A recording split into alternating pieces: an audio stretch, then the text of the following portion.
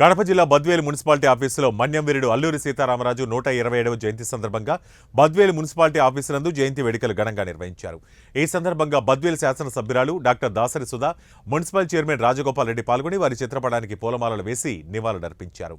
ఈ సందర్భంగా వారు మాట్లాడుతూ బ్రిటిష్ పాలనకు వ్యతిరేకంగా సాయుధ తిరుగుబాటు చేసిన భారతీయ విప్లవకారుడని కొనియాడారు.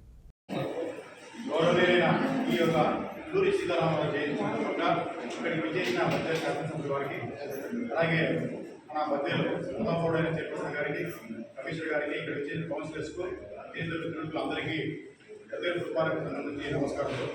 ముఖ్యంగా అల్లూరి సీతారామరాజు ఎందుకు ఇక్కడికి మనం విజయించినామంటే, ఈయన 1897 జూలై 4న ఈయన జయంతి పుట్టినరోజు. ఈయన 1924 మే 7న భారత స్వాతంత్ర చరిత్రలో ఒక మహాపోరా శక్తి.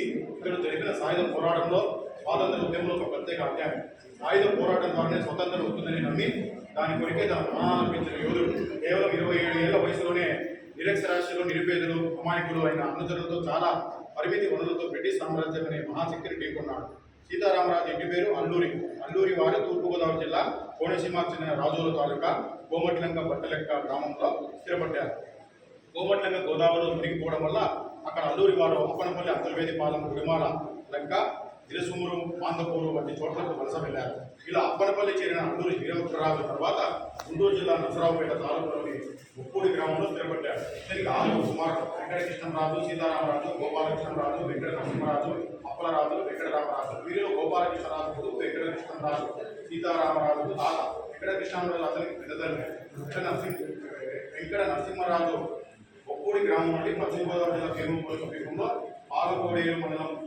మన దేశ స్వాతంత్రం కోసం పాటుపడిన వాళ్ళలో ఒక ప్రముఖ పేరు మన ఆంధ్రుడైనటువంటి అల్లూరి సీతారామరాజు గారి జయంతి సందర్భంగా ఆయనకు నివాళులు అర్పించి ఈరోజు ఆయన జీవిత చరిత్ర గురించి కూడా మేమందరం వినటము, ఆయన సంస్మరించుకోవడం జరిగింది.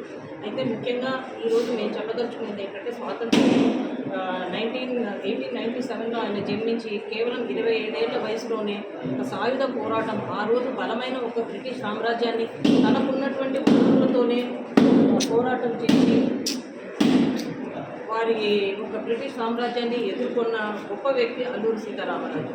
ఆ రోజు బ్రిటిష్ ఒక ఫారెస్ట్ యాక్ట్ తీసుకొచ్చిన బ్రిటిష్ ప్రభుత్వం ఒక ఫారెస్ట్ యాక్ట్ తీసుకొచ్చి ఆ మన్యం జిల్లాలో వ్యవసాయం చేసుకుని ఒక జీవనం సాగిస్తున్నటువంటి ట్రైబల్ వాళ్ళ కోసం ఆయన ఆ పోరాటం చేయడం జరిగింది. ఇదంతా కూడా చరిత్ర చెప్తుంది. అయితే మనం ఈరోజు ఆయన జీవితం నుంచి మనం తెలుసుకోవడం అంటే, ఒక లిమిటెడ్ రిసోర్సెస్తో ఇంత పెద్ద సామ్రాజ్యాన్ని నేను ఎదుర్కోగలనా లేదా అని ఆయన ఆలోచించలేదు. ఇది న్యాయము, ఇది అన్యాయము, ఏమీ లేని ఒక బీద వాళ్ళు, ట్రైబల్స్, వాళ్ళకి ఏం లేదు, వాళ్ళ సైడ్న నిలబడ్డాడు తనకున్న చాలా తక్కువ వనరులతో.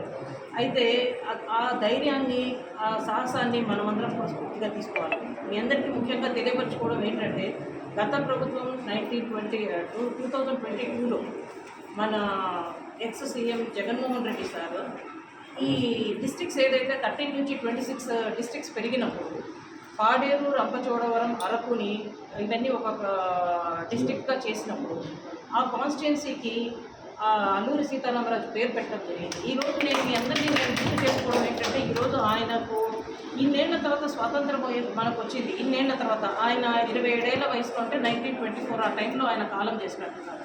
అప్పటి నుంచి స్వాతంత్రం వచ్చింది. ఇన్నేళ్ళ ఎంతోమంది పరిపాలించారు. కానీ ఆయనకు నిజమైన నివాళి అర్పించింది మాత్రము ఆయనను గుర్తు చేసి ప్రజలకు ఆయన అలాంటి వాళ్ళ త్యాగఫలమే ఈరోజు మనం స్వాతంత్రం మనం ఎంజాయ్ చేస్తున్నామని తెలియపరిచింది మాత్రం మా ప్రభుత్వం అని గర్వంగా చెప్తున్నాం. ఎందుకంటే ఆ రోజు అజెండాక నామకరణం చేశారు.